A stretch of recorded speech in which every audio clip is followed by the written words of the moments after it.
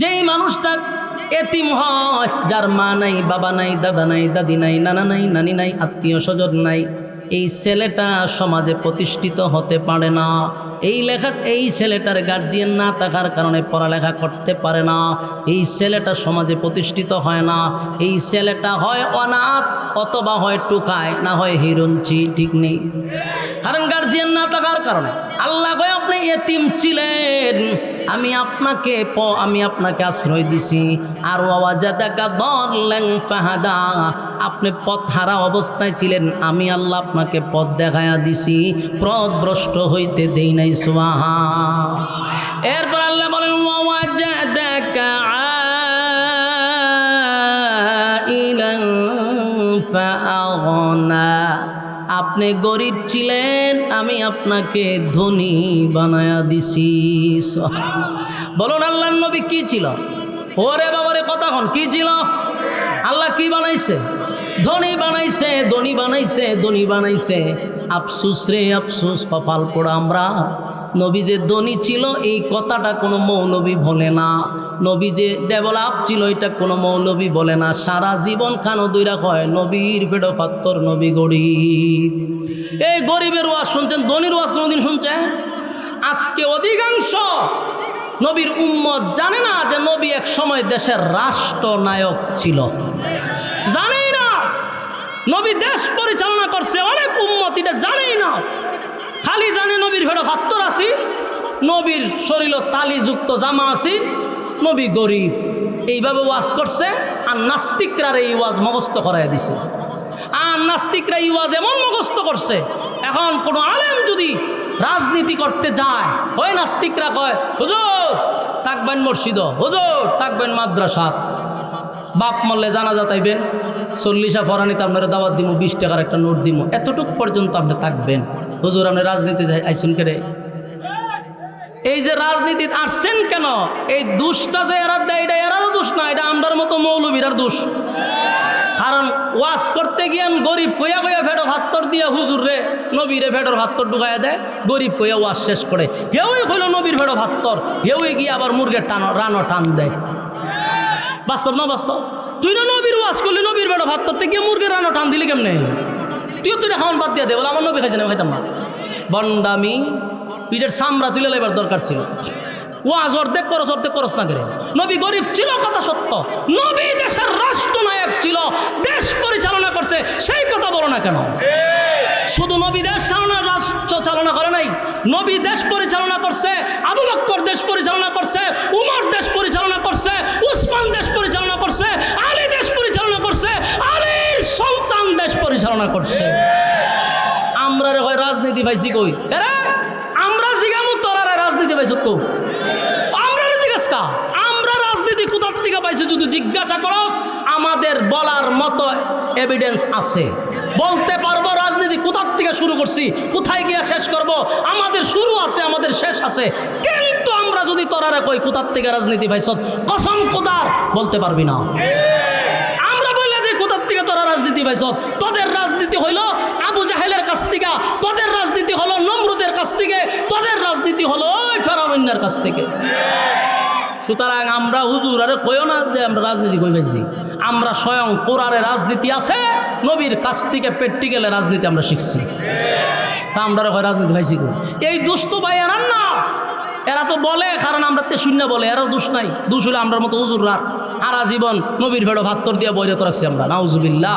আল্লাহ রাসূল গরিব ছিল, এটা সত্য, কিন্তু আল্লাহ কয় ওয়াজাদাকা আইলান ফাআগনা, আপনাকে আমি ধনীও বানাইছি। ইসলামটার এত নিচে লামান কেন? গরিব গরিব কই এত নিচে কেন লামান? দেশ পরিচালনা করছে রাসূল, এই কথাটা বললে কি ইসলামের সম্মান বাড়ে না কমে? আলেমদের ইজ্জত বাড়ে না কমে? এই ওয়াজ করে না কেন? এই ওয়াজ করে না। নবী যে দেশ পরিচালনা করছে, এই ওয়াজ না করার কারণে এটার প্রভাব যে নাস্তিক পাড়ায় কি পরিমাণ পড়ছে কল্পনাও করতে পারবেন না। আজকে ডাইরেক্ট আমাদেরকে বলে হুজুর রাজনীতি করবেন কেন? এই কথাটা একমাত্র বলার উদ্দেশ্য হলো এই কথাটার প্রভাব পড়ছে বেশি যে নবী গরিব ছিল। কথা বুঝতেছেন? যদি সবচেয়ে বেশি এই ওয়াজ চলতো যে নবী দেশের রাষ্ট্রনায়ক ছিল, তাহলে এরাও আমাদের কি প্রশ্ন করতে পারতো না। আল্লাহ বলেন ওয়াজাদাকা আইলান ফাআগনা, আপনি গরিব ছিলেন, আপনাকে ধনী বানাইছি, ধনী বানাইছি। খাদিজার কোটি কোটি টাকার সম্পদ ছিল রে। আল্লাহর নবীর কাছে বিবাহ বসার পরে সব সম্পদ নবীর কদমে ঢেলে দিছে, সব সম্পদ ইসলামের জন্য ব্যয় করছে। সুবহান। আমার যুবক ভাইরা, এই সূরা দোহা থেকে আপনারা কি পাইলেন?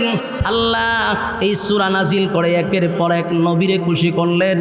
ফাম্মাল ইয়াতীমা ফালা তাকহার, আপনি ইয়াতীম ছিলেন, তাই ইয়াতীমদের প্রতি আপনি কঠোর হইয়েন না। এই কথা শুধু নবীরে বলে নাই, কিয়ামত পর্যন্ত উম্মতি মুহাম্মদীর আল্লাহ বলছে, এই ইয়াতীমদের প্রতি কঠোর হইও না। তোমার সন্তান, তোমার স্ত্রী নিয়া সুখে শান্তিতে ঘরে থাকো, 3 বেলা খাবার খাও। যার বাবা নাই, যার মা নাই, একটা বার চিন্তা করে দেখো এই সন্তানটা দুঃখের কথা সুখের কথা কার কাছে বলবে? কার কাছে বলবে রে? মা নাই, এতিম বাচ্চাদের প্রতি কঠোর হওয়া যাবে না।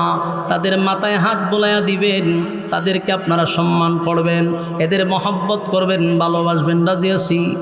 কথা হয় না? এই যে আপনাদের আব্দুল কাইয়ুম মোল্লা সাহেব, আপনারা জামাই, উনি 200 উপরে এতিমরে ফ্রি সার্ভিস। আপনারা কি আলহামদুলিল্লাহ এলাকাত না ঠাড়া বেড়ে আছে গা? চিন্তা করেন এই জায়গাটা কইতো রাজি। আমরা কয়জনটা খাওয়া? 200 লোক সে খাওয়ায়।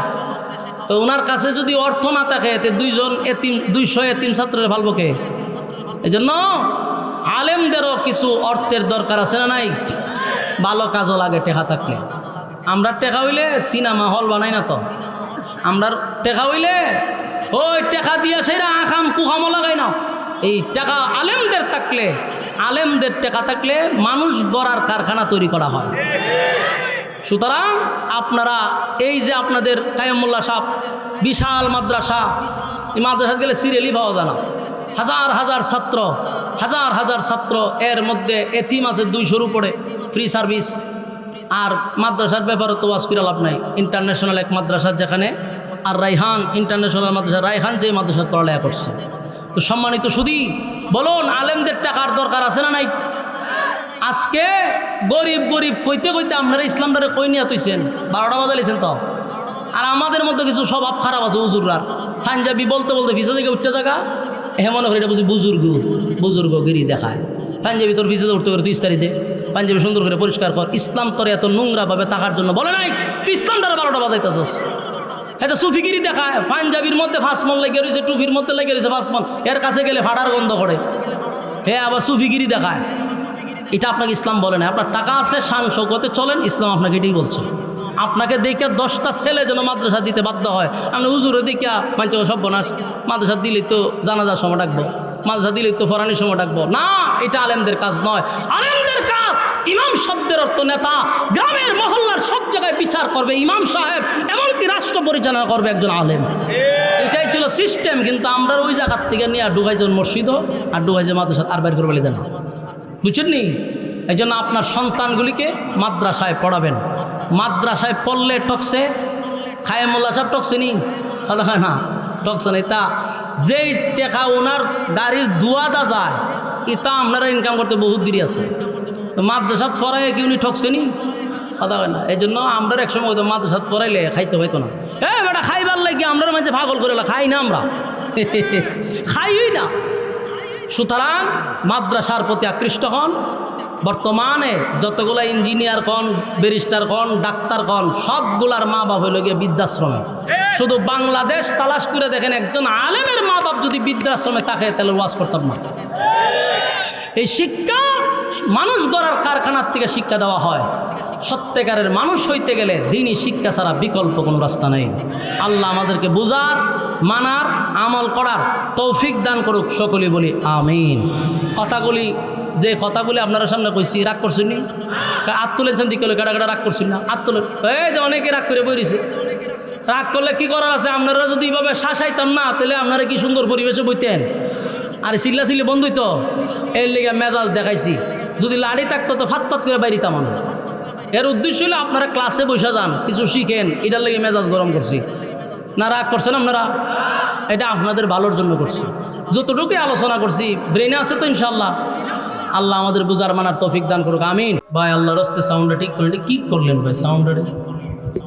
হ্যাঁ, এত দামি দামি কারিরা আসছে, শিল্পীরা আসছে, আর আপনি এই সাউন্ড লিয়ে আসছেন এখানে? বসেন বসেন। আলহামদুলিল্লাহ আলহামদুলিল্লাহিল আকরামিল্লাযী খালাকাল ইনসানা ওয়া কাররাম ওয়া আল্লামাহু মিনাল বায়ানি মা লাম ইয়ালাম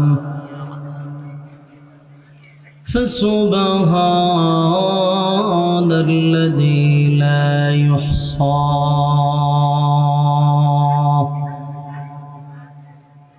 امتداده باللسان ولا بالقلم ونشهد أن لا إله إلا الله وحده لا شريك له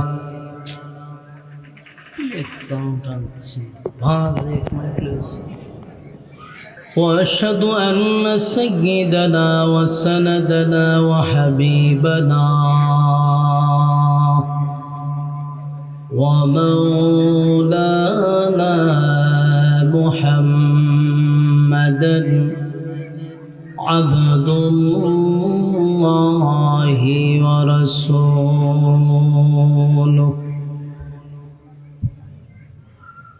أرسله بالحق بشيرا ونذيرا وداعيا إلى الله بإذنه وسراجا منيرا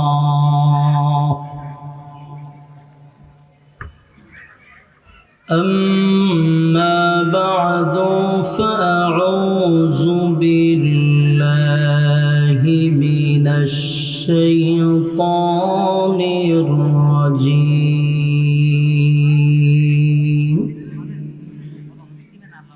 হালকা একটু ঢিলে রাখেন, হালকা একটু ঢিলে দেন। বিসমিল্লাহির রহমানির রহিম।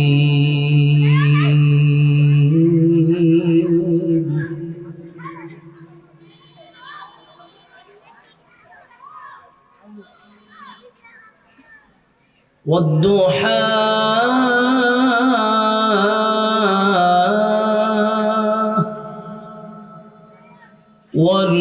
والليل إذا سجى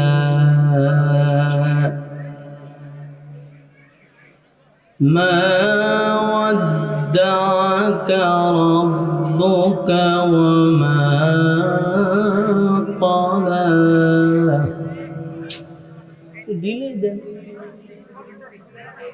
বাংলা কথাই কোদেন।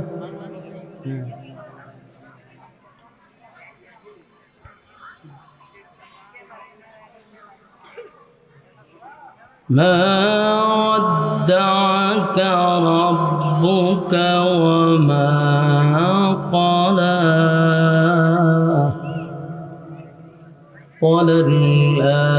وللآخرة خير لك من الأولى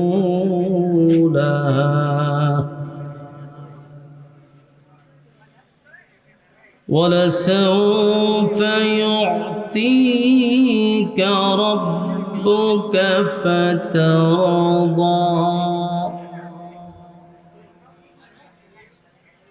ألم يجدك يتيما فآوى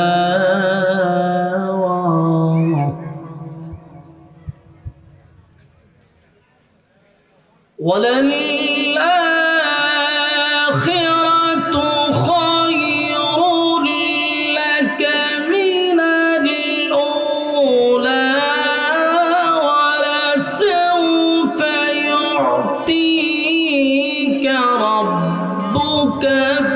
ترضى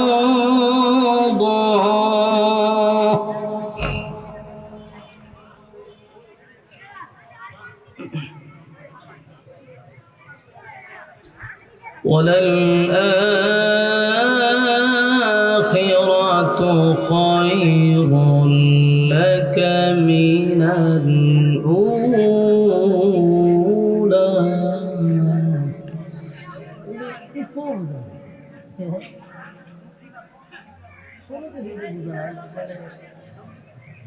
কিচ্ছু বোঝে না লোকটা।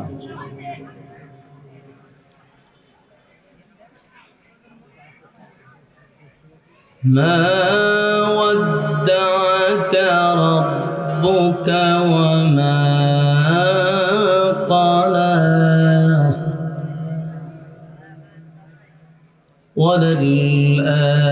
وللآخرة خير لك من الأولى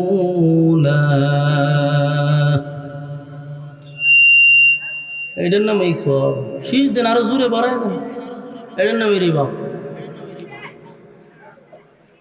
ألم يجدك يتيما فآوى ووجدك ضالا فهدى ووجدك عائلا فأغنى فأما اليتيم فلا تقهر وأما السائل فلا تنهر وأما بنعمة ربك فحدث صدق الله العظيم درود شريف পড়েন اللهم صل على محمد وعلى آل محمد كما صليت على إبراهيم وعلى آل إبراهيم إنك سلا سلی ہائے معبود درود শরীফ পড়েন اللهم صل على ভাই আল্লাহর রাস্তে আপনারা এইভাবে যদি কথা কন তাহলে এটা কিন্তু ওয়াজের সিস্টেম নেই কোন ভাই আপনারা এটা কনসার্ট করে লেতেন অন্য একটা ব্যবস্থা করতেন ওয়াজ মাহফিল নাম দিয়েছেন কেন ভাই ইসলামী করেন মিয়া ওয়াজ মাহফিলের নাম দিয়ে একটা ভণ্ডামি শুরু করছেন ফালতুর দল কোনানে এটা কিয়ামতের আগে বাজার বানাইলে সেখানে পুরা ভণ্ডামি শুরু করছে درود شريف পড়েন اللهم صل على محمد وعلى آل محمد كما صليت على إبراهيم وعلى آل إبراهيم إنك حميد مجيد الحمد لله আউলিয়াবাদ বাজার আত-তাহফিজ ইন্টারন্যাশনাল মাদ্রাসার উদ্যোগে আয়োজিত আজকের এই ইসলামী সম্মেলনের সম্মানিত সভাপতি আজকের মাহফিলের সভাপতি আলহাজ হাফেজ হজরত মাওলানা আব্দুস সালাম সাহেব দামাত বরকাতুহুম এছাড়াও আজকের মাহফিলের যিনি প্রধান মেহমান যার আমন্ত্রণে আমরা এখানে উপস্থিত অসংখ্য হাফেজদের উস্তাদ এবং বিশেষ করে বিশ্বজয়ী হাফেজদের উস্তাদ হজরত মাওলানা মুফতি আব্দুল কাইয়ুম মোল্লা সাহেব প্রতিষ্ঠাতা মুহতামিম আর রায়হান ইন্টারন্যাশনাল মাদ্রাসা নারায়ণগঞ্জ ঢাকা আজকের এই মাহফিলে আরও যিনি আসবেন প্রায় মিশর থেকে 10 কেরাতের উপর যিনি সনদপ্রাপ্ত শেখ কারি মৌলানা ইলিয়াস লাহুরি সাহেব সহ আরও অনেকেই আছেন বিশেষ করে বিশ্বজয়ী হাফেজ কারি আবু রায়হান সাহেব কিছুক্ষণের ভিতরে চলে আসবে। আপনারা বাংলাদেশের উল্লেখযোগ্য কিছু লোক আনছেন এখানে যাদের শিডিউল পাওয়াই কঠিন। রাইহান, তাছাড়াও কাইমুল্লাহ সাহেব আপনাদের এলাকার জামাই, এই সুবাদে ওনার সাথে আমার একটা সম্পর্ক আপনাদের মাঝে আমি আসছি, ওনার সম্পর্কে আসছি। কিন্তু আসার পরে যদি এই পরিস্থিতি দেখতে হয়, এটা অত্যন্ত দুঃখজনক, অত্যন্ত দুঃখজনক। আমি মানুষটা ছোটো, বক্তাও ছোটো, এলেমও নাই, খালামও নাই, কোনো যোগ্যতাও নাই, কিন্তু বাংলাদেশের 64 জেলায় আমি বয়ান করি, কথা বুঝতেছেন? এরকম অবস্থা আমি দেখি নাই। আপনারা একটা ওয়াজ মাহফিল আইছেন, এটা একটা মেলা চুরাই দিয়েছেন, চিল্লা চিল্লি কাও মাও শুরু করছেন। বাইগান তো আমি গজলও গাইতাম না, কনসার্টও করতাম না, কোরআন থেকে তেলাওয়াত করছি, আমি কোরআনের কথা বলবো। তো সবচেয়ে বেশি গুরুত্ব কার কথা? আল্লাহর কথা বাদ দিয়ে আপনি দুনিয়াবি কথা শুরু করে দিয়েছেন, এটা ভাইজলামি না? ঠাড়া পড়বো তো আপনার উপরে, ঠাড়া পড়বো। কোরআনের কথার কোনো মানে আপনাদের কাছে কোনো গ্রহণযোগ্যতা নাই, একটা ফাইজলামি শুরু করছেন। মেহরবানি করে প্যান্ডেলে বসে দেন, আর যদি ভালোই না লাগে আপনি সোজা আধা কিলোমিটার দূরে চলে যান। এখানে আপনি একটা কাও মাও চিল্লাচিল্লি করলে যিনি আলোচক উনি কথা বলবো কেমনে? মেহরবানি করে কথা কইেন না ভাই, আমি আপনাদের সামনে থেকে কোনো রকম সময় শেষ করে চলে যাই, এরপরে আপনারা নাচানাচি করে নিকেন হারিয়ে। কেউ বাধা দিত না, আমিই বাধা দিন। মেহরবানি করে বসেন, একটু কথা বললে আমি চলে যাই আপনাদের কাছ থেকে। আমিও আইসা চিন্তা করে গেছি, বসেন। হ্যাঁ দাঁড়াইছেন কা, বসেন। সাপ লইয়েছি না যে দাঁড়ায় দাঁড়ায় আপনারা সাপ খেলা দেখবেন, বসেন। যতক্ষণ কথা বলবো কোরআন থেকে বলবো, ভালো লাগলে শুনবেন, ভালো না লাগলে আধা কিলোমিটার দূরে যাবেন, এখানে চিল্লাচিল্লি করেন না। আমি আপনাদের সামনে কোরআনের একটা কমপ্লিট সূরা তেলাওয়াত করছি। এই সূরা আপনাদের সামনে তেলাওয়াত করছি, এখান থেকে কিছু কথা আপনাদের সামনে উপস্থাপন করতে চাই। আল্লাহ আমারে তৌফিক দান করুক, আপনাদেরকেও শ্রবণ করার তৌফিক দান করুক, আমিন। আপনার শ্রোতার থেকে কিরামান কাতিবিন বেশি, হ্যাঁ সব কিরামান কাতিবিন এখানে আয় বলেছে। এরপরও আপনারা যারা আসছেন বসেন। সূরাটার নাম হলো সূরায়ে দুহা। এই সূরাটি হিজরতের আগে নাজিল, তার মানে এটা মাক্কি সূরা। নাজিল হয়েছে একটা ঘটনার কেন্দ্র করে। আল্লাহ রাসূল সাল্লাল্লাহু আলাইহি সাল্লামকে খুশি করার লিগা, সান্ত্বনা দেওয়ার জন্য। আবার এখান থেকে উম্মতের একটা শিক্ষাও আছে। আমরা যদি একটু মনোযোগ দিয়ে শুনি তাহলে আশা করি কথাগুলি কাজে লাগবে। সূরা দুহা মূলত নাজিল হয়েছিল একটা লম্বা গ্যাপ, কোরআন নাজিল হওয়ার একটা লম্বা গ্যাপ ছিল। ভাই আল্লাহর রাস্তায় আপনি শিশমিশ বন্ধ করেন, ভাই বন্ধ করেন এই শিশমিশ, আপনারা তো মাস্টার বানানি লাগতো না। তো একটা গ্যাপ পড়ছে, বলতে কোরআন নাজিল করা আল্লাহ বন্ধ করে দিছিল। তো এটার অনেক বর্ণনা আছে। রাসূলকে আল্লাহ রেস্টে রাখার জন্য, আল্লাহ রাসূলকে রেস্টে রাখার জন্য কোরআন নাজিল বন্ধ করছে। কারণ কোরআন এটা অনেক ওজন, এটা লোড বেশি। এই লোড হওয়ার কারণে রাসূলের শরীরে তাপ উঠত। আমি তো স্বাভাবিক কথা কইতেছি, যদি আমি স্কেল বাড়াইতে আপনার মাইকের অবস্থা কি আমার এটা বলেন আপনি, আমি আপনার লেগে তেলাওয়াতটা করলাম না। এরকম একটা প্রোগ্রাম বাংলাদেশের উল্লেখযোগ্য লোকেরা, আপনার একটু সাউন্ড সিস্টেমটা দেখার দরকার ছিল। পুরা মাহফিলটারে ধ্বংস করছে নাকি, বলছেন। আর শীষ দিয়ে না, আমার দরকার বলে যেমনি আছে কোনো রকম শ্রোতারা শুনলে চলবে, নয়েজ বাড়ায়েন না। তো কোরআন এটা অনেক লোড, ওজন। আল্লাহর রাসূলের উপরে আল্লাহ নাজিল করছে। তো রাসূলের শরীরে কি অর্থ? তাপ উঠে যেত, রাসূল কাঁপত, তাপ উঠে যেত। যেমন হেরা পর্বতে যখন কোরআন নাজিল হয় তখন আল্লাহ রাসূলের শরীরে তাপ উঠে গেছে, উনি কম্বল দিয়া তারপরে জড়ায় ঘুমাইয়েছেন। কারণ এতটা অবস্থা খারাপ ছিল। আল্লাহ রাসূল এমনটাও বলছে যে আমি মনে হয় আর বাঁচব না। আম্মা জান খাদিজা ওনাকে সান্ত্বনা দিছে। রাসূল চাদর আবৃত অবস্থায় শুয়ে আছে। তো জিবরাইল একদিন আইসা সূরা মুজাম্মিল নিয়ে আসছে। এসে বলতেছে ইয়া আইয়ুহাল মুজাম্মিল, হে চাদর আবৃতওয়ালা। আল্লাহ কিন্তু ইয়া মোহাম্মদ বইলা কোরআনের কোথাও ডাক দিছে না। নবীর নাম ধইরা আল্লাহ কোরআনের কোথাও ডাক দেয় নাই। দেখেন দেখেন সুবহানাল্লাহ আসেনি? আছে তো কোন সুবহানাল্লাহ দেখলে কোন আপনারা কেরাইছেন তামসা দেখতেন, তো সুবহানাল্লাহটা কোন জায়গায় বলতিব ওটা বলেন, শিখেন, এগুলো শিখেন, খালি নাচানাচিত না, একটু শিখার চেষ্টা করেন। রাসূল সাল্লাল্লাহু আলাইহি সাল্লামের কাছে যখন কোরআন নাজিল হয়েছে, তো আল্লাহ কোরআনের এই যতগুলা আয়াত আছে, যতগুলা সূরা আছে, আপনি তালাশ করে দেখেন কোথাও নবীর নাম ধরে আল্লাহ ডাক দিছে না। মানে বন্ধুরে উফাদি বইলা ডাক দিছে, কিন্তু নাম ধরে ডাক দিছে না। কতটুকু সম্মান মর্যাদা রাসূলের। তো যেদিন শুয়ে রয়েছে সেদিনও আল্লাহ ইচ্ছা করলে ইয়া মোহাম্মদ বলে ডাক দিতে পারত, কিন্তু আল্লাহ বন্ধুর নাম ধরে ডাক দেয় না।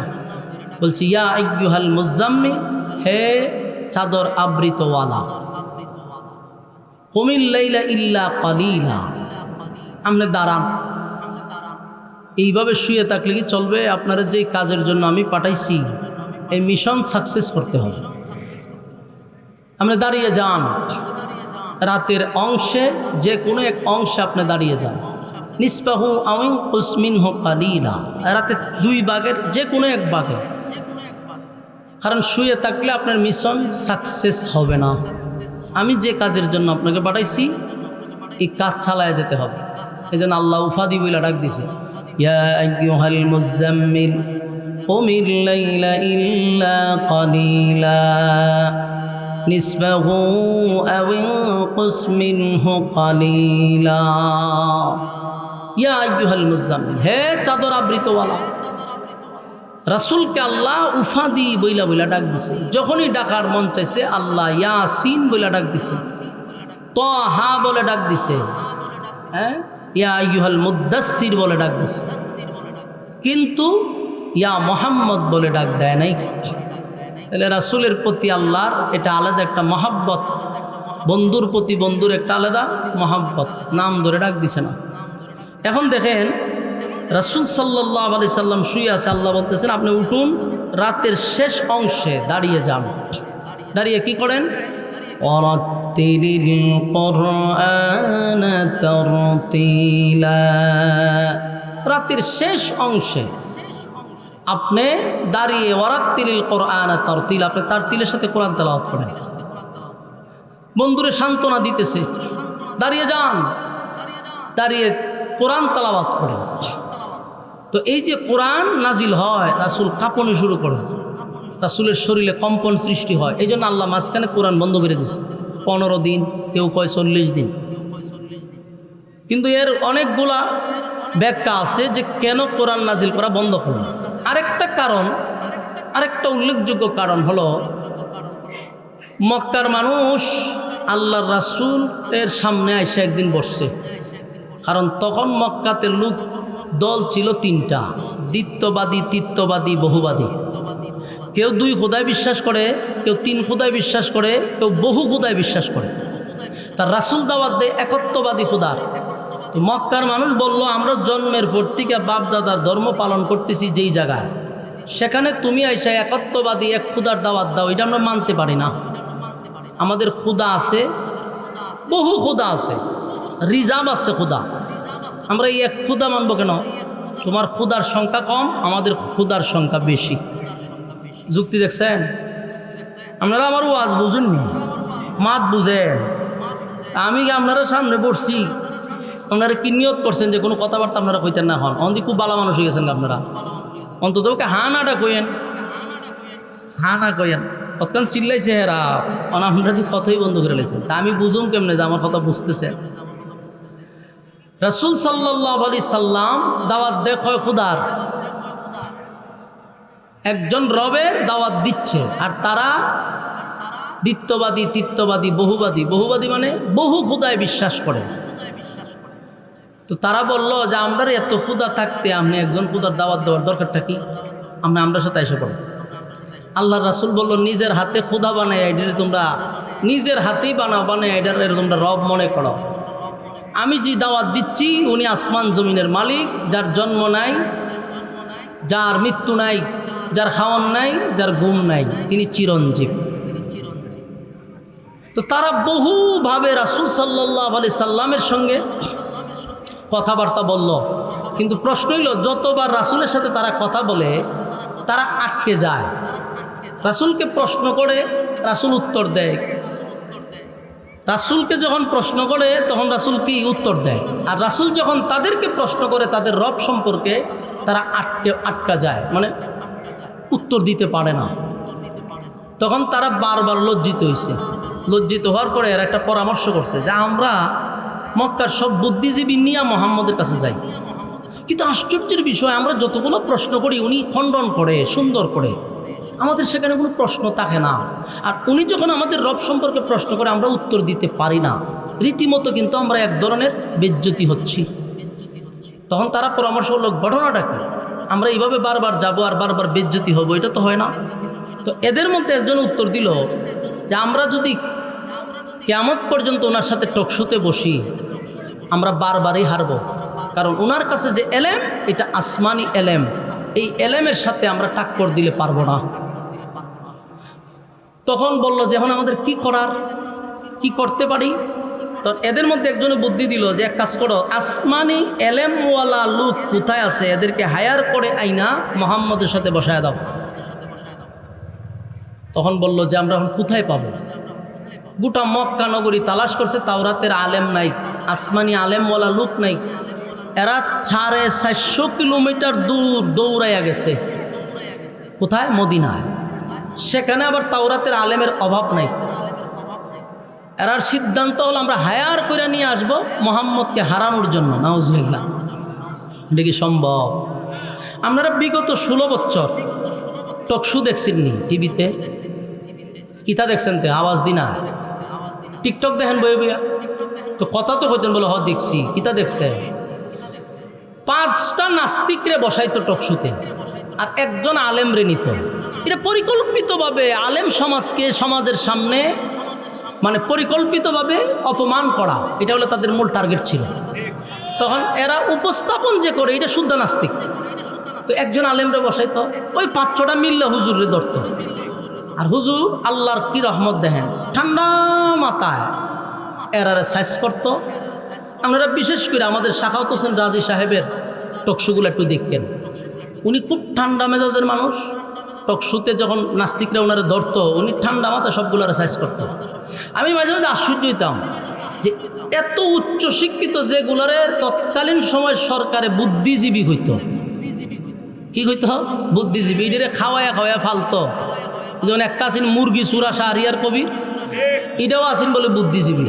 এটার কাছ থেকে আবার সরকারে বুদ্ধি নিত যে কিভাবে মুরগি চুরি করা যায়, কিভাবে সাপ্লাই দেওয়া যায়। আবার এই চুরির যত বুদ্ধি আছে এই মুরগি চুরাই দিত। একবার পড়ছে আব্বাস হিসাবের কাছে, আব্বাস হিসাবে মুস না দিয়ে হের মুস সব তাইনা তুলে লেছে। এমন দরা ধরছে হেরে, কতক্ষণ পরে পরে আমার সাইরা দেওয়ান যায় না, বাবারে তুই পড়ছত কার কাছে? এমন জায়গাত পড়ছত আব্বাসির সামনে বইতো তো জুতাদা বাইরে আর মুস সব পালাই দিল। তো আমি ওই যখন সূরায়ে দুহার শানে নজুলটা আপনারা একটু পড়ে দেখতেন, আমি মিলাইছি বিষয়টা যে ঘটনা তো সত্য।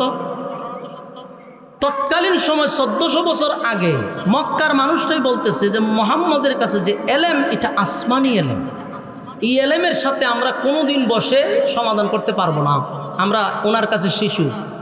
ঠিক 1400 বছর পরে আমি টকশোতে দেখলাম বাংলাদেশের বড় বড় বুদ্ধিজীবী এবং বাহির থেকে ডিগ্রিওয়ালা এত শিক্ষিত লোকরা যখন আলেমদের কাছে বসে আর একজন হুজুর কথা বলতে থাকে, এরা অসহায়ের মতো তাকায় থাকে। কারণ এটা আসমানি এলেম। বলুন এটা কিসের এলেম? আসমানি। তোমরা ডিগ্রি আনছো বাহির থেকে।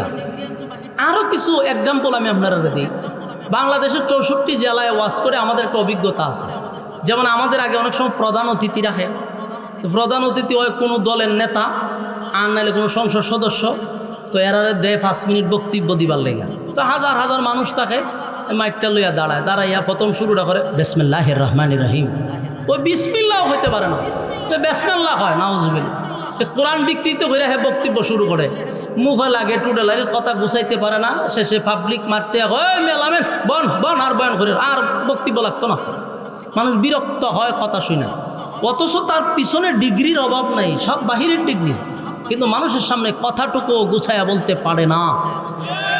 আপনি একজন আলেম বসায়া দেন লক্ষ লক্ষ মানুষের সামনে, ঘন্টার পর ঘন্টা কথা বলতেই থাকবে, টুডে আর জিব্বায় লাগবে না। এটা দুনিয়াবি আলেম নয়, এটা আসমান। তো সম্মানিত শুধু মক্কার মানুষ, মক্কার সব বুদ্ধিজীবী শেষ, এখন গেছে 450 কিলোমিটার দৌড়ায় মদিনায়, সেখান থেকে বুদ্ধিজীবী হায়ার করে আনবো। মদিনায় গিয়ে তাওরাতের আলেমদেরকে বলল যে আমরা ভারাক্রান্ত মন নিয়ে আসছি আপনাদের কাছে, বড় কষ্ট নিয়ে আসছি। বলে কি কষ্ট? বলে আমাদেরই বংশের, আমাদেরই রক্তের, আমাদেরই বাতিজা, সারা জীবন ধর্ম পালন করলাম বাপ দাদার, এখন সে আইসা একত্ববাদী খুদার দাওয়াত দেয়। আমরা বহুবাদীরা তো শেষই, দ্বিত্ববাদীরাও শেষ, তৃতীয়বাদীরাও শেষ। এখন সমাজের মধ্যে ফাটল সৃষ্টি হচ্ছে, বাপ ছেলের মধ্যে ঝগড়া হচ্ছে, আমরা আছি খুব সমস্যার মধ্যে। ওনার সাথে আমরা বসলেও, কারণ যত জ্ঞান লইই যাই ওনার কাছে শিশুর মতো বসে থাকতে হয়। ওনাকে যতগুলো প্রশ্ন করি উনি খণ্ডন করে, কিন্তু আমাদেরকে যখন আমাদের রব নিয়ে প্রশ্ন করে আমরা আর কথা বলার কোনো সুযোগ থাকে না। তো তাওরাতের আলেমদের কাছে গেছে তো পণ্ডিত, এরা কথাগুলি বইলা তাওরাত কিতাব দেখতেছে আর বলতেছে যে হ্যাঁ আমরা যার অপেক্ষা করতেছি সে অলরেডি চলেও আসছে, নবুয়ত পাইও ফেলাইছে। আমরা তো এই লোকের অপেক্ষায় ছিলাম যে উনি আসবেন, আর অলরেডি আইসও পড়ছে, নবুয়তও পাইছে। তখন বলল যে আমরা বলি তোমরা উত্তর দাও। ওই তাওরাতের আলেমরা বলতেছে ওনার বংশটা কি কুরাইশ বংশ? বলে হ। বাবার নাম কি আব্দুল্লাহ ছিল? বলে হ। দাদার নাম কি আব্দুল মুত্তালিব? বলে হ। মা কে আমেনা ছিল? বলে এটাও ঠিক। দাদা কি আব্দুল মুত্তালিব এখানে কাবার মুতাওয়াল্লি ছিল? বলে এটাও ঠিক। আরো অনেকগুলো প্রশ্ন করছে, একটার পর একটা। মক্কার মানুষ উত্তর দিয়ে হেরা মাথা দাঁত দিয়ে হয় আমরা যা কইবার আছি এর চেয়ে বেশি এরা জানে। আমরা 450 কিলোমিটার দৌড়ে আসলাম, কিন্তু আমরা থেকে বেশি তাওরাতের আলেমরা বেশি জানে। তখন তাওরাতের আলেমরা হলো প্রতি পৃষ্ঠায় পৃষ্ঠায় পৃষ্ঠায় মোহাম্মদের নাম। সুবহানাল্লাহ। তো বলে আমরা তো আসলাম আপনাদের নিবার লিখে, বলে আমরা যাইতাম না। আমরা আপনাদেরকে 3টা প্রশ্ন দিয়ে দিই, এই শুধু ওনাকে 3টা প্রশ্ন করবা, যদি উত্তর দিতে পারে তোমরা সহ সবাই কালেমা পড়ে ঈমান আনবা। এরা কইটা কি তখন? বলে হবে। এরা চিন্তা তৈরি গেছে না, আইলাম আমরা একটা সমাধান করবো ওনারা হারাইবার লেগে। আর উনি কয় 3 প্রশ্ন উত্তর দিতে পারলে আমরা কালেমা পড়তাম, তার আইলাম কে এত দূরে। তখন মদিনার পণ্ডিতরা বলল যে এই 3 প্রশ্নের জবাব একমাত্র নবী রাসূল ছাড়া পৃথিবীর কেউ দিতে পারবে না। উনি উত্তর দিলেই বুঝবেন উনি আল্লাহর পাঠানো পয়গম্বর, এতে কোনো সন্দেহ নেই। এরা মনে অনেক কষ্ট লইয়া শেষে গেছে মক্কায়, আবার ওই হায়ার করে আনতে গেছিল আর আনছে না। 3 প্রশ্ন লইয়া এরা মদিনায় মক্কায় আসছে। মক্কায় এসে বলে মুহাম্মদ আমরা আসছিলাম একটা বিষয় তোমার সাথে সমাধান করতে। কি বিষয়? বলে আমরা চিন্তা করে দেখলাম তোমার সাথে ঝগড়াঝাটি করে লাভ নাই, তুমি আমাদেরই বংশের, আমাদেরই রক্তের, আমরাও চাই তোমার কালেমা পড়ে ঈমান আনতে। একটা কথা ইয়াদ রাখবেন, দুষ্ট লোকের মিষ্টি কথা, এরা খুব মিষ্টি মিষ্টি করে কথা কইতেছে যে আমরা চাচ্ছি তোমার সাথে অনর্থক দ্বন্দ্বে জড়ানোর কোনো দরকার নাই, তোমার কালেমাটাই পড়তে চাই, তবে শর্ত। তবে কি শর্ত? কালেমা পড়বি তো শর্ত দেশ কা যে দিছে শর্ত। কি শর্ত? যে আমরা এই 3টা প্রশ্নের জবাব দিবা। 3 প্রশ্নের জবাব দিতে পারলে ওই গুহাবাসীর 1 নাম্বার প্রশ্ন আসহাবে কাহাফের ঘটনা, 2 নাম্বার হলো যে রূহ সম্পর্কে, 3 নাম্বার হলো একজন বাদশাহ যুলকারনাইন, এই বাদশার ব্যাপারে আমাদেরকে তত্ত্ব দিবা, ডিটেলস বর্ণনা করবা, আমরা কালেমা পড়ে ঈমান আনবো। রাসূল চিন্তা করে দেখলো যারা আসছে মক্কার সব বড় বড় মাতা, এরা যদি কালেমা পড়ে তাহলে বাধা দেওয়ার আর কেউ নাই। কথা বুঝতেছেন? রাসূল খুব খুশি, খুব খুশি। বললো ঠিক আছে, আগামী কালকেই আপনাদের 3 প্রশ্নের জবাব দেওয়া হবে। মক্কার মানুষ চলে গেল আগামী কালকের জন্য অপেক্ষায়। আগামী কালকে আবার টিম নিয়ে আসছে, কিন্তু ঘটনাক্রমে সেদিন জিব্রাইল সকালেও আসে নাই, বিকালেও আসে নাই, দিনও আসে নাই। রাসূলের ধারণা ছিল সকাল বিকাল জিবরাইল আসে 3 প্রশ্নের জবাব বইলা দিব, আমি তাদেরকে আবার উত্তর দিয়ে দিব। কিন্তু জিবরাইল তো আসলো না। পরের দিন এরা সব লই আইছে বুদ্ধিজীবী, ও কেউ উত্তর আজকে হবে না, আগামীকালকে। সেদিনও তারা চলে গেল, কিন্তু সেদিনও জিবরাইল আসেনি। আবার আসছে তারা, রাসূল ভাই আজকেও হবে না, আগামীকালকে। তারা চলে গেছে, জিবরাইল এদিনও আসেন। 1 দিন 2 দিন 3 দিন 4 দিন 6 দিন হয়ে গেছে, উত্তরও দেয় না, জিবরাইলও আসে না। আচ্ছা কোন তো দেখি, মক্কার মানুষ এখন বসে থাকবো না সমালোচনা করব? আমি একটা এক্সাম্পল দিই। আপনার এই গ্রামের নাম কি? আউলিয়াবাদ। আউলিয়াবাদের কেন্দ্রীয় মসজিদের ইমাম সাহেবের কাছে যদি আপনি গিয়ে এখন, হুজুর আমি একটা মাসলা লইয়েছি, আমার একটু কইয়া দেন। হুজুর আপনারে বললো আগামীকালকে। তা আপনিও মনে মনে ভাবছেন ঠিক আছে, হুজুরের মতো আলাদা দরকার আছে, উনি করুক, এরপরে আমাদেরকে বলবে। আগামীকালকে গেছেন ইমাম সাহেবের কাছে, ইমাম সাহেব আজকে হইতো না, ও ব্যস্ত আছি কালকে। এরপরে গেলেন, না আজকে হইতো না কালকে। হইতে করতে আপনার যদি 3 দিন ঘুরায়, আপনি কি করবেন? আপনি দোকানে গিয়ে সেটা হুজুরের বিরুদ্ধে কইতেন না? হ্যাঁ, ওই দোকানও চা খাইবেন আর কইবেন যে আমরা যে মসজিদের ইমাম সাহেব রাখছে হুদ্দা ফাও, বেচারা কোনো ইমাম সাহেবই না, খালি গরম ভাত খাওয়াই আর বেতন দেই, বেটার কোনো এলেম খালেমও নাই। 1 মাসলা লইয়া গেছেন, আজকে 6 দিন ধরে ঘুরাইতেছে, এবার মসজিদে বাড়ি করে না করে। এরকম সমালোচনা সারা গ্রামে আপনি করবেন। ঠিক মক্কার মানুষ নবীর বিরুদ্ধে একইভাবে গ্রামে গঞ্জে শহরে বন্দরে সব জায়গায় নবীর বিরুদ্ধে অপপ্রচার শুরু করছে। হয় মোহাম্মদ আমাদেরকে ধোঁকা দিচ্ছে, আগেই বলছিলাম, কিন্তু সে আমাদেরকে বাপদাদার ধর্মের মধ্যে চুনকালি দিয়ে নতুন ধর্ম গ্রহণ করাচ্ছে। দেখছো 3 প্রশ্নের জবাব দিতে পারে না, সে রাসূল হতে পারে না। নাউজুবিল্লাহ। গাল মন্দ শুরু হয়েছে, 1 দিন নয় 2 দিন নয় 10 দিন 12 দিন 15 দিন। এটা ধরে লেন না, এটা ধরে বাইন্দা লেন পাওয়া হয় তা না, এটা কত দেখছেন নি না? হারি আপনারা কিতা করেন, ধরে এনে বয় তো রাখেন, এরে দিয়ে ওয়াজ করাম আধা ঘন্টা, কথা কয়েন আল্লাহর হস্তে, মনোযোগ দিয়ে শুনেন। আপনারা যদি ভূমিকাটা মনোযোগ দিয়ে না শুনেন, সামনের আলোচনাটা আপনারা বুঝতে কঠিন হবে। আপনারা স্বার্থেই কথা বলে আমার কোনো অসুবিধা আছে, আমি আমার ওয়াজ করে যেতাম, কিন্তু আমার কথা ওয়াজটা তো বুঝতেইব, এই জন্যই ডি করি। নাহলে হ্যাঁ কথা কয়, আমার সমস্যা কি?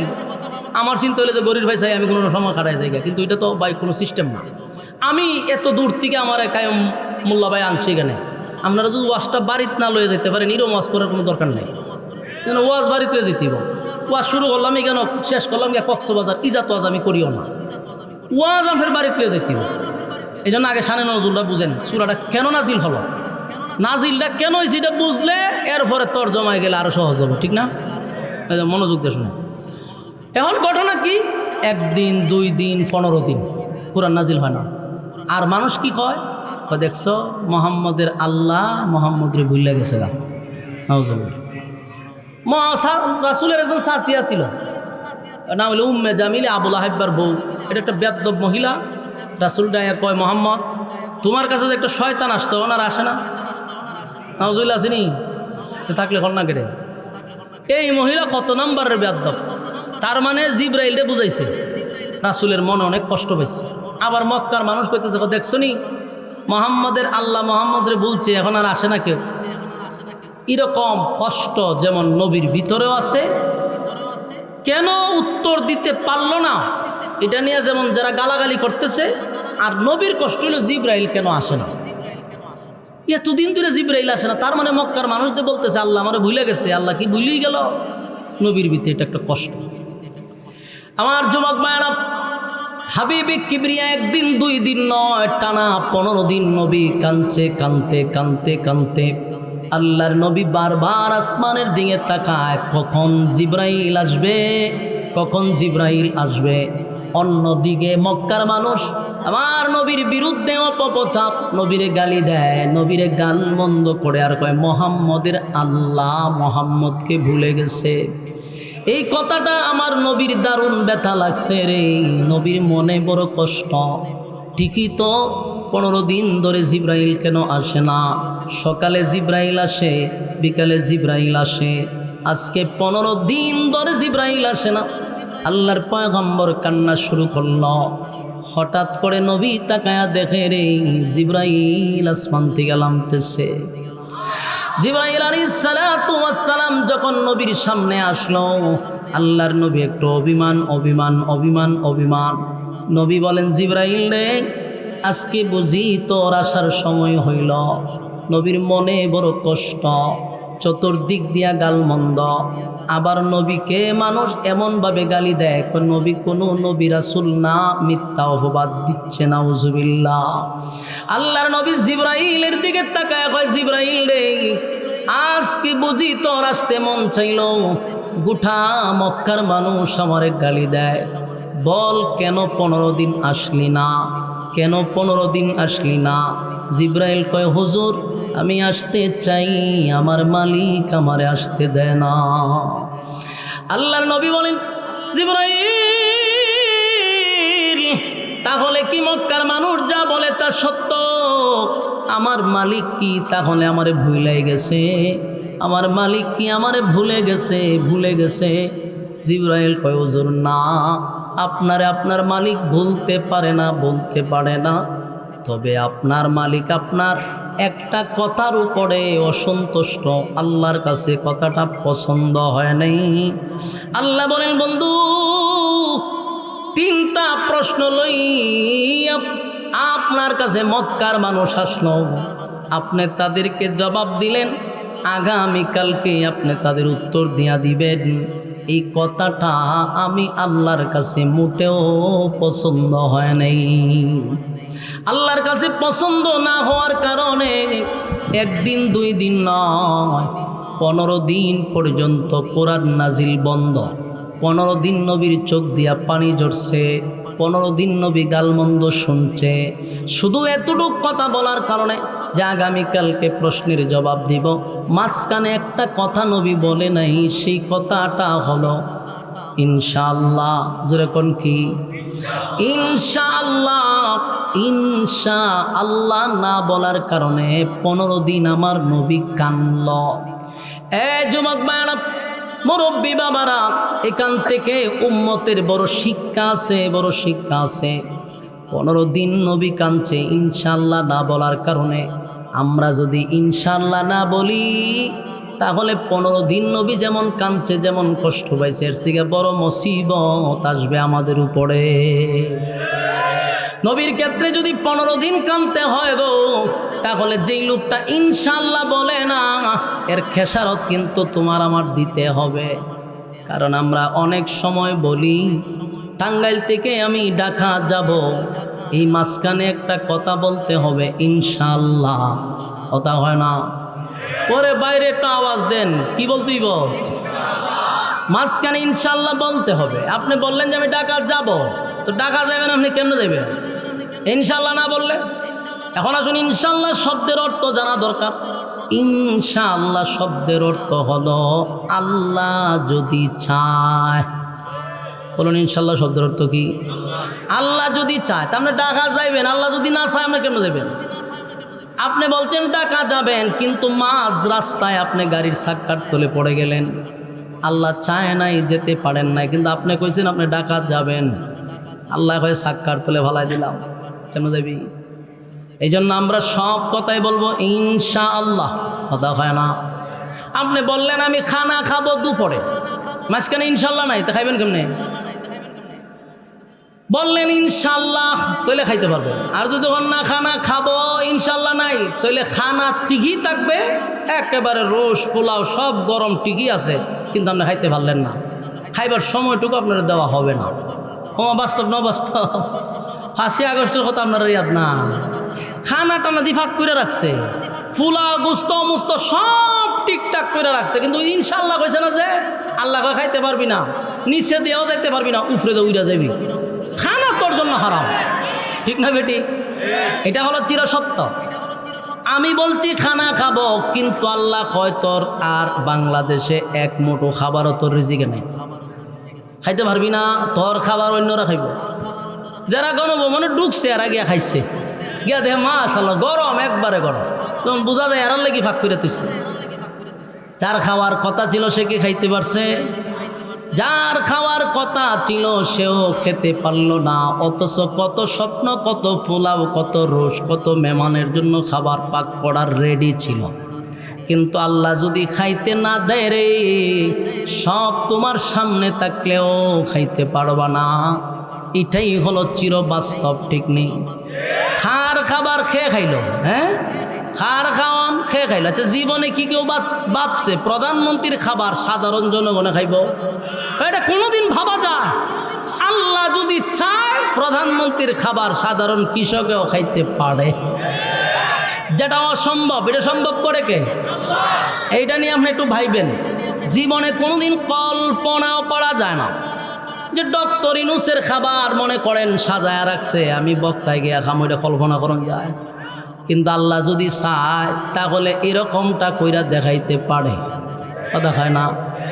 শেখ হাসিনার খাবার আপনি খাইবেন, এটা কি আপনি ঘুমায় কল্পনা করছেন কোনোদিন? স্বপ্নে দেখলো তো আপনার 3 বার আস্তাগফিরুল্লাহ পড়তে হইব, বুকে ফু দিতে হইব, এরপর আয়াতুল কুরসি পড়তে হইব, আরও 5 জন মৌলবীটা কেনানো শরীরে ফু দিতে হইব।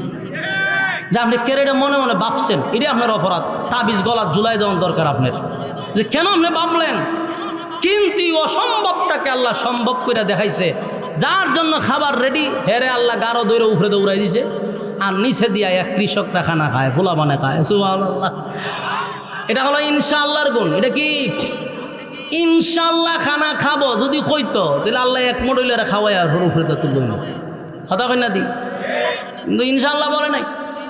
আপনারাও সব কাজে আজকের পত্রিকা কি বলবেন? হয়তো ইনশাআল্লাহ যে কইতো না, এরা আওয়াজই বোঝা যায়।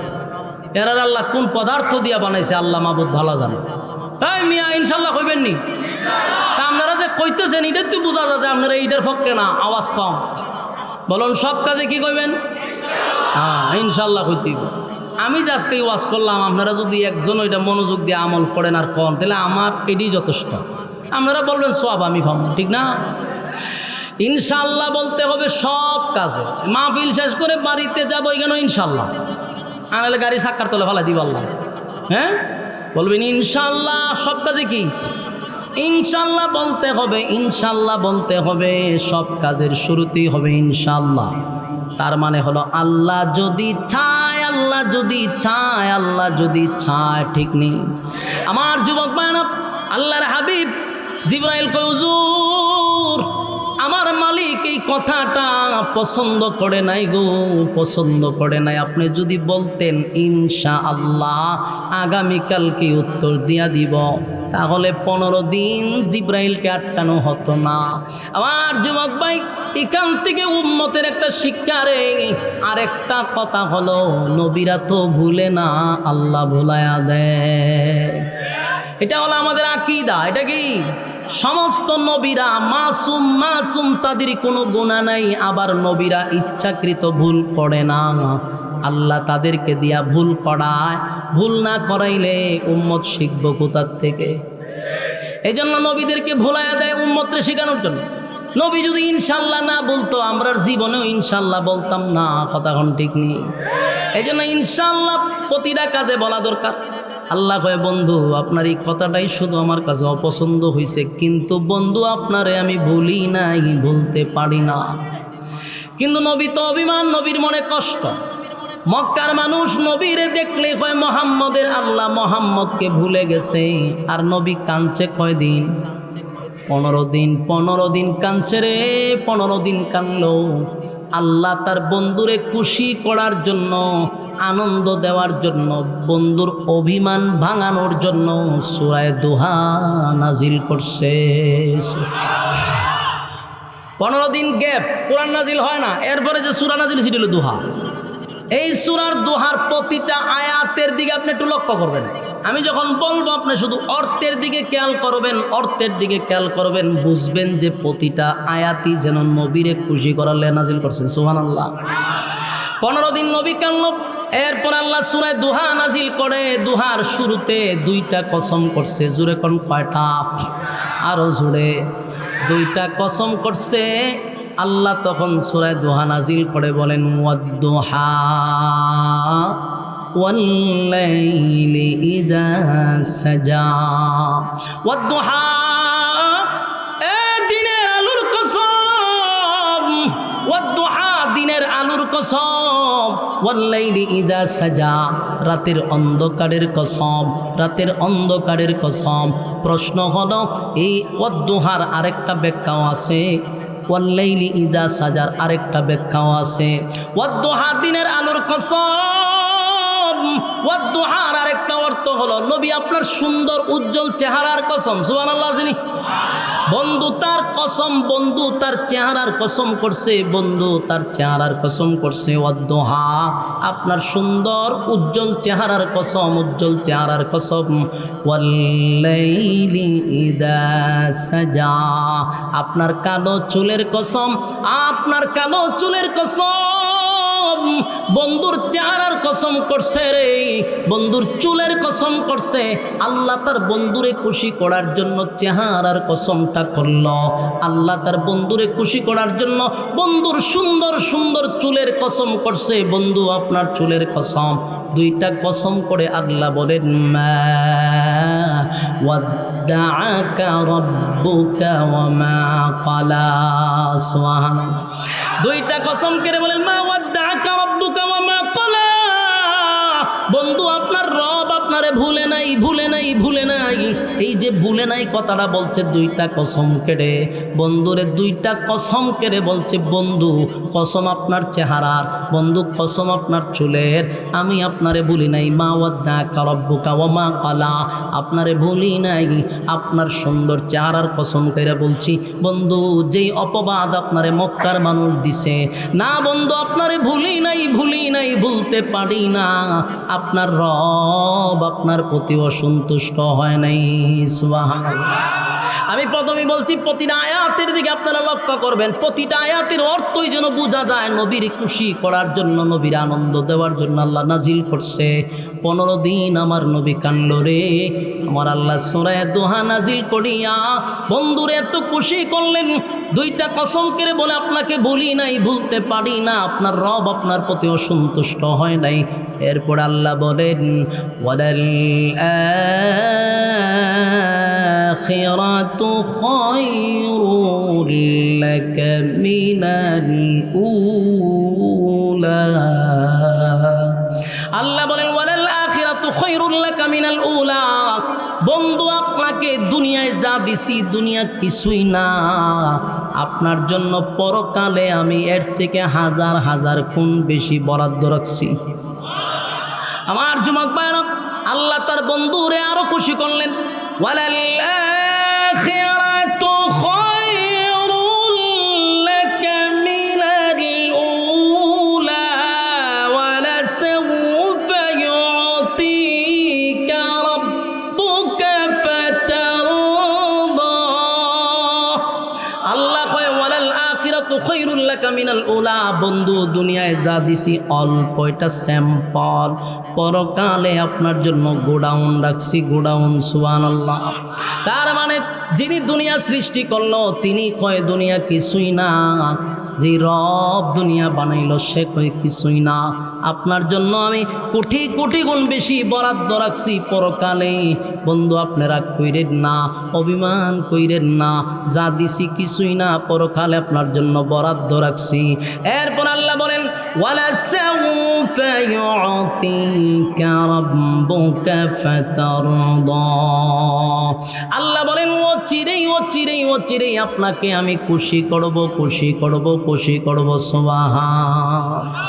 ওয়ালা সাওফা ইউতিকা রাব্বুকা ফাতারদা এর কারণ হতে পারে আল্লাহ বলছেন ও চিরেই শীঘ্রই খুশি করব। তাফসীর কারকরা বলেন একটা কারণ হতে পারে পরবর্তী মক্কা বিজয়, 2 নাম্বার কারণ হতে পারে মেরাজের রজনী, 3 নাম্বার হতে পারে রোজ হাসরে আমার নবীকে আল্লাহ সুপারিশকার বানাবে।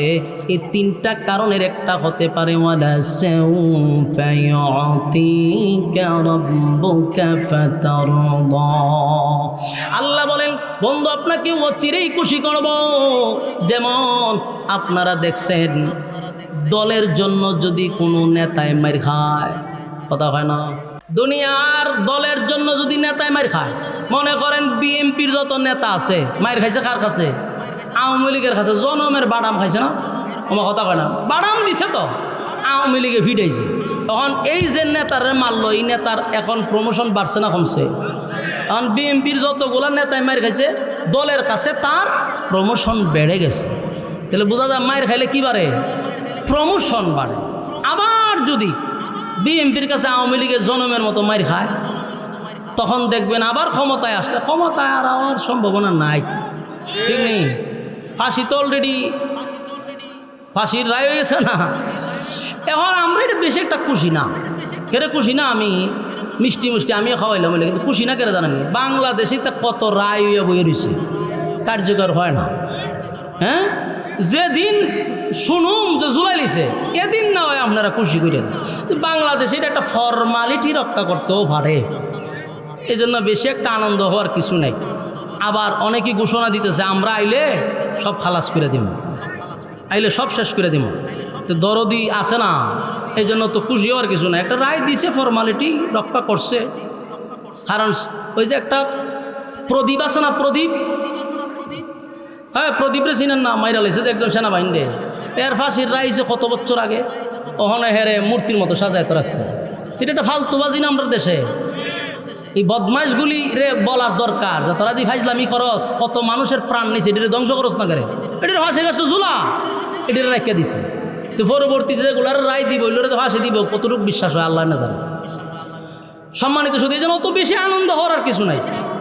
কারণ হেরারও আবার দরদি আছে, কলিজার মানুষ আছে, হেরা আবার এর খালাস করে নেবে। কথা বলছেন, সমস্যা নাই।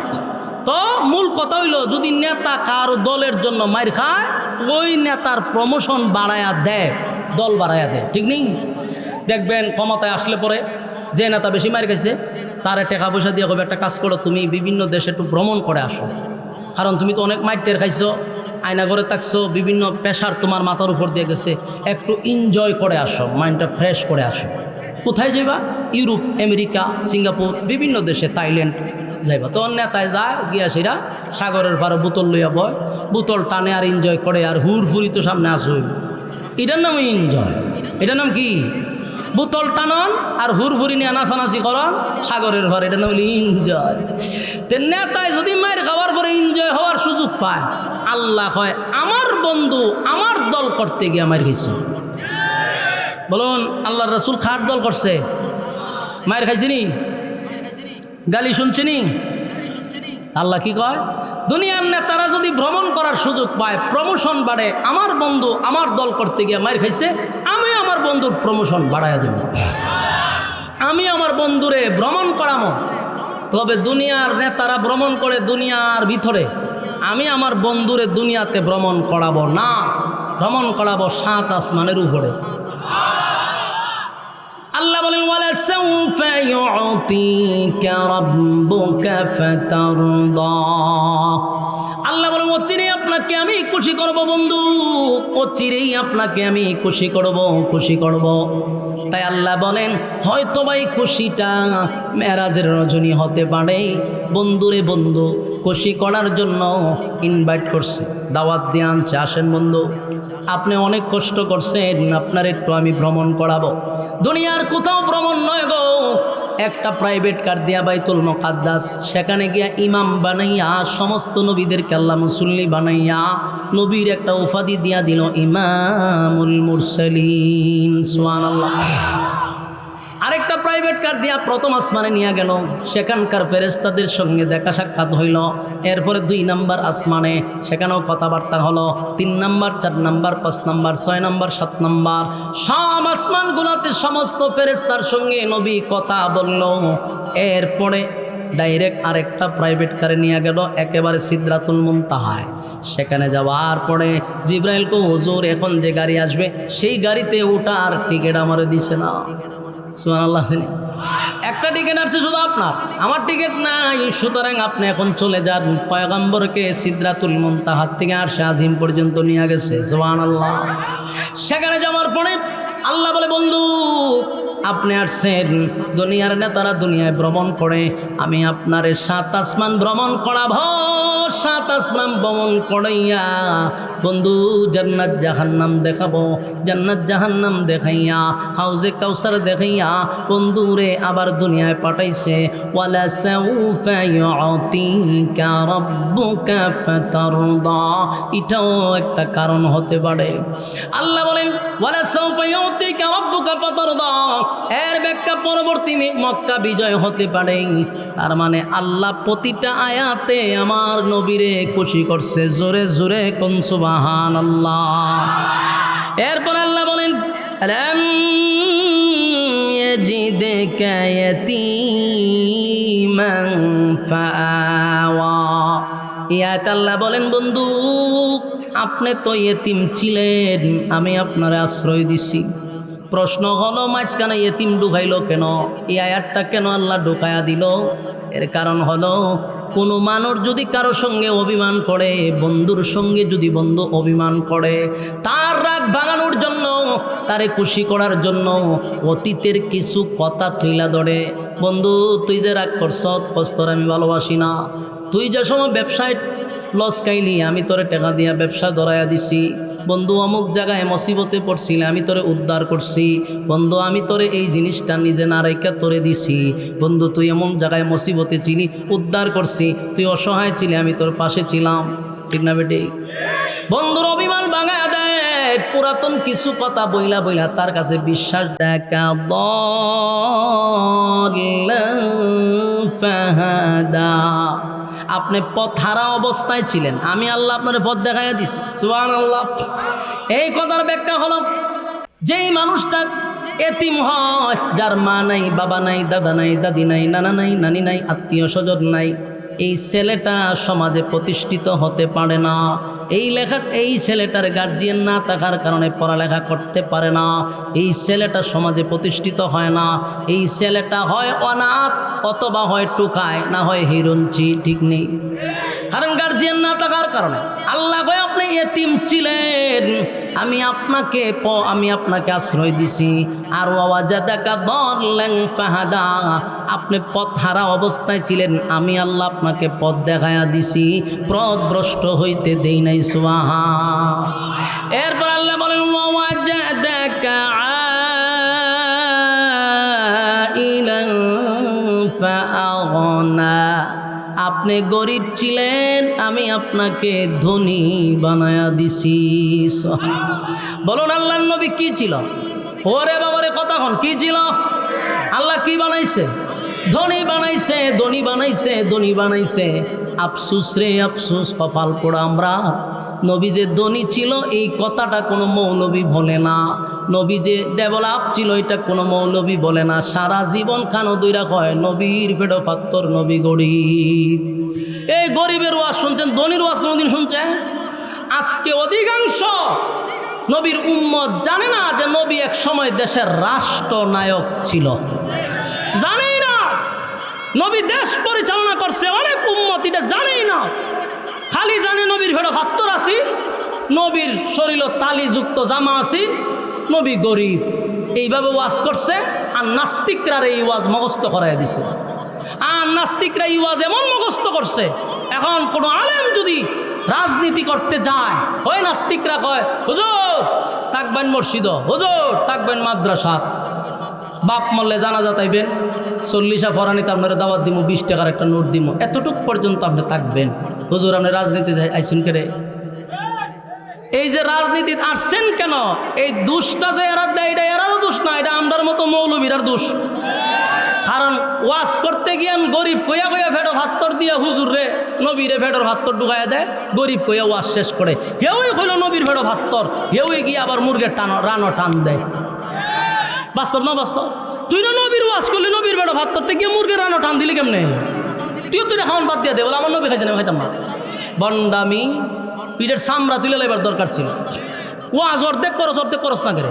নবী গরিব ছিল কথা সত্য, নবী দেশের রাষ্ট্রনায়ক ছিল, দেশ পরিচালনা করছে, সেই কথা বলো না কেন? শুধু নবী দেশ রাষ্ট্র চালনা করে নাই, নবী দেশ পরিচালনা করছে, আবু বকর দেশ পরিচালনা করছে, উমর দেশ পরিচালনা করছে, উসমান দেশ পরিচালনা করছে, আলী দেশ পরিচালনা করছে, আলীর সন্তান দেশ পরিচালনা করছে। আমরা রাজনীতি পাইছি কই? আমরা জিগামু তোরা রাজনীতি পাইছ কই? আমরা জিজ্ঞাস কা আমরা রাজনীতি কোথার থেকে পাইছি? যদি জিজ্ঞাসা করস আমাদের বলার মতো এভিডেন্স আছে, বলতে পারবো রাজনীতি কোথার থেকে শুরু করছি, কোথায় গিয়ে শেষ করব। আমাদের শুরু আছে, আমাদের শেষ আছে। কিন্তু আমরা যদি তোরারে কই কোথার থেকে রাজনীতি পাইছ, কসম খোদার বলতে পারবি না।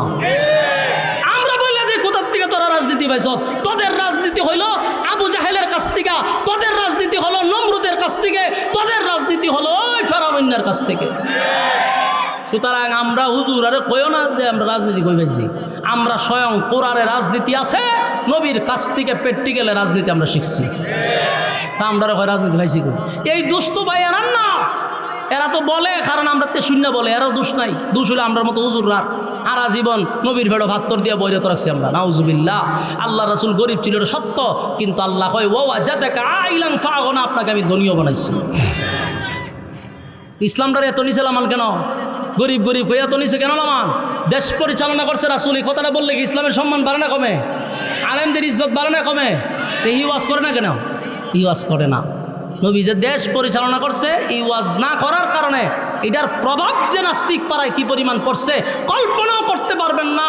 আজকে ডাইরেক্ট আমাদেরকে বলে হুজুর রাজনীতি করবেন কেন? এই কথাটা একমাত্র বলার উদ্দেশ্য হলো এই কথাটার প্রভাব পড়ছে বেশি যে নবী গরিব ছিল। কথা বুঝতেছেন? যদি সবচেয়ে বেশি ওয়াজ চলতো যে নবী দেশের রাষ্ট্রনায়ক ছিল, তাহলে এরাও আমাদের কি প্রশ্ন করতে পারতো না।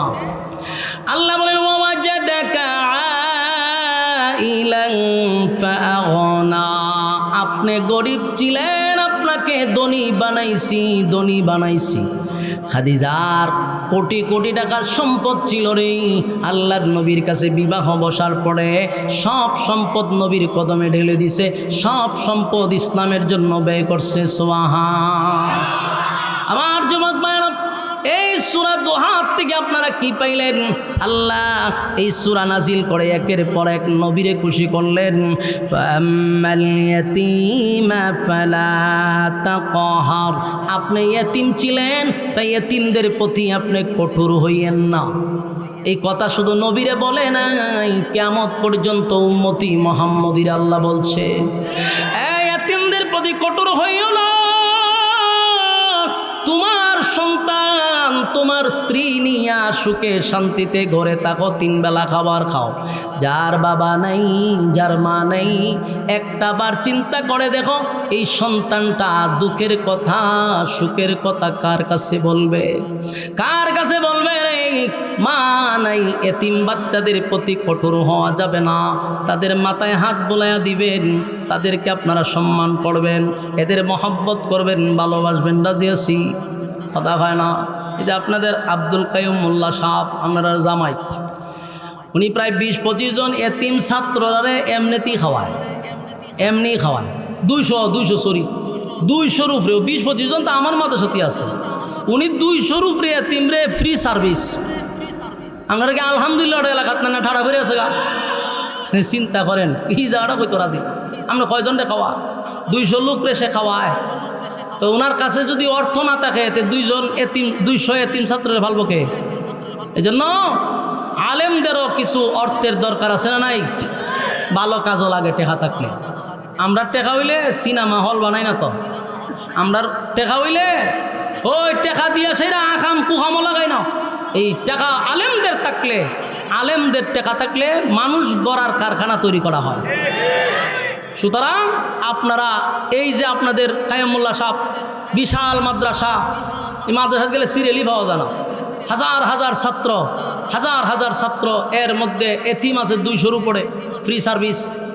আর মাদ্রাসার ব্যাপারে তো ওয়াজ করে লাভ নাই। ইন্টারন্যাশনাল এক মাদ্রাসা, যেখানে আর রাইহান ইন্টারন্যাশনাল মাদ্রাসা, রাইহান যে মাদ্রাসা পড়ালেখা করছে। তো সম্মানিত সুধী, বলুন আলেমদের টাকার দরকার আছে না নাই?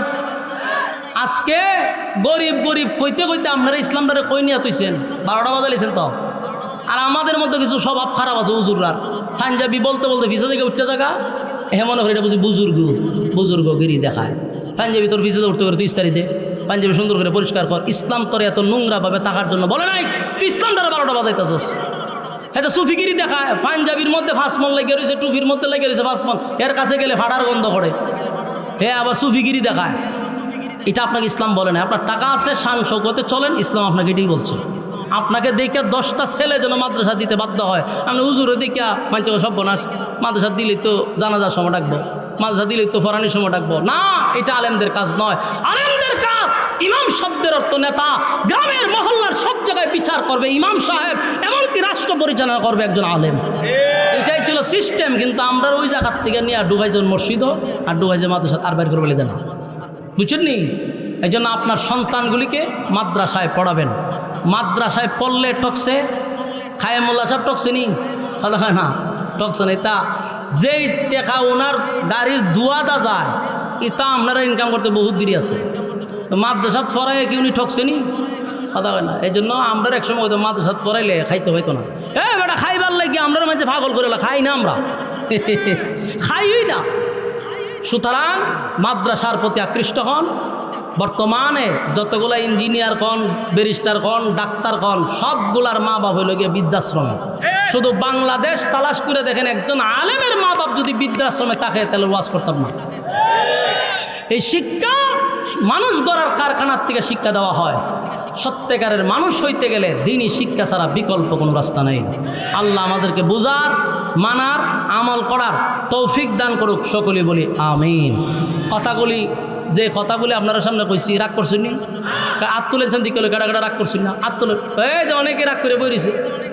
রাগ করলে কি করার আছে? আপনারা যদি এইভাবে শাসাইতাম না, তাহলে আপনারা কি সুন্দর পরিবেশে বইতেন। আর চিল্লা বন্ধ হইতো। এর লেগে মেজাজ দেখাইছি। যদি লাড়ি থাকতো তো ফাত করে বাইরিতাম আমরা। এর উদ্দেশ্য হলো আপনারা ক্লাসে বসে যান, কিছু শিখেন। এটার লেগে মেজাজ গরম করছি না? রাগ করছেন আপনারা? এটা আপনাদের ভালোর জন্য করছি। যতটুকুই আলোচনা করছি ব্রেনে আছে তো ইনশাল্লাহ। আল্লাহ আমাদের বুঝার মানার তৌফিক দান করুক, আমিন। আসসালামু আলাইকুম ওয়া রাহমাতুল্লাহি ওয়া বারাকাতুহু। সকলে জোরে বলেন আলহামদুলিল্লাহ। এই যে আপনাদের জোরে জোরে বলেন আলহামদুলিল্লাহ। বিশ্বজয়ী কারি আবু রায়হান 10 কেরাতের হাফেজ শাইখ ইলিয়াস লাহোরী সহ সবাই চলে আসছে। এখন বয়ান করবে